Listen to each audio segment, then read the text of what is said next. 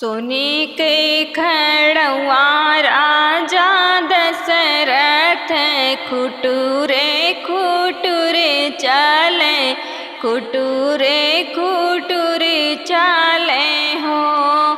बहिनी होई गई नगरे में सोरे, कौशल्या रानी बाझिन, कौशल्या रानी बाझिने हो।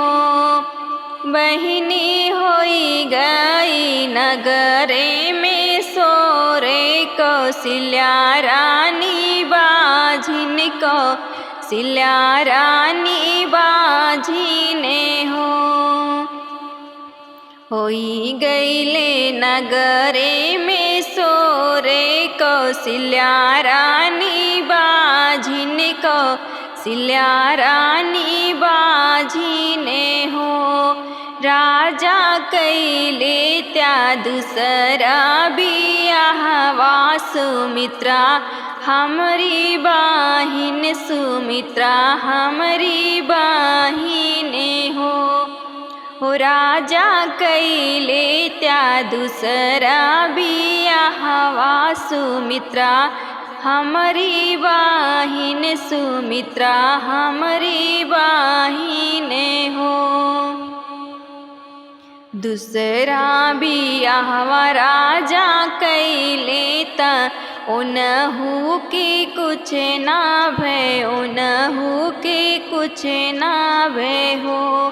राजा होई गए नगरे में सोरे, दुनहु रानी बाझिन, दुनहु रानी बाझिने हो। राजा होई गए नगरे में सोरे, दुनहु रानी बाझिन, दुनहु रानी बाझिने हो।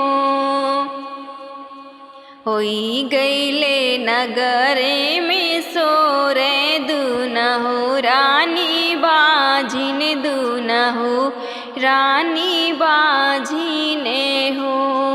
राजा कैले त्या तीसरा बियाहवा, के कई हमरी बाहिन, के कई हमरी बाहिने हो। राजा कैले त्या तीसरा बियाहवा, के कई हमरी बाहिन, के कई हमरी बाहिने हो। तीसरा बियाहवा राजा कैले ता उनहु के कुछ ना भय, उनहु के कुछ ना भय हो।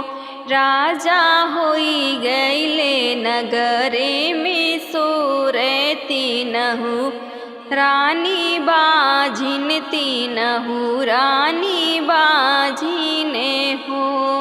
राजा होई गईले नगरे में सोरे, तीनहु रानी बाझिन, तीनहु रानी बाझिने हो। मोरे पीछवरवा विषधर भैया, तुहिने मोरे भैया, तुहिने मोरे भैया हो।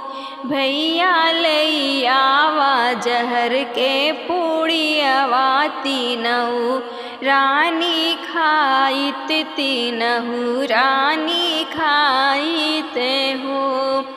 भैया लैयाव जहर के पूड़ियावा, तीनहु रानी खाइत, तीनहु रानी मरी जाइत हो। रगड़ी के पीसे कौशल्या रानी, अवरो सुमित्रा रानी, अवरो सुमित्रा रानी हो। सखिया सिली धोई पिसली के कई रानी, तीनों रानी गर्भाएं, तीनों रानी गर्भाई हो। सखिया सिल धोई पिसली के कई रानी तीनहु रानी गर तीनहु रानी गर भाई हो। कौशल्या के जन्म में है राम सुमित्रा के लक्ष्मण सुमित्रा के लक्ष्मण हो। सखिया के कई के भरत ही शत्रुघ्न महल उठे सोहर महल उठे सोहारे हो। सखिया के कई के भरत ही शत्रुघ्न महल उठे सोहर महल उठे सोहारे हो।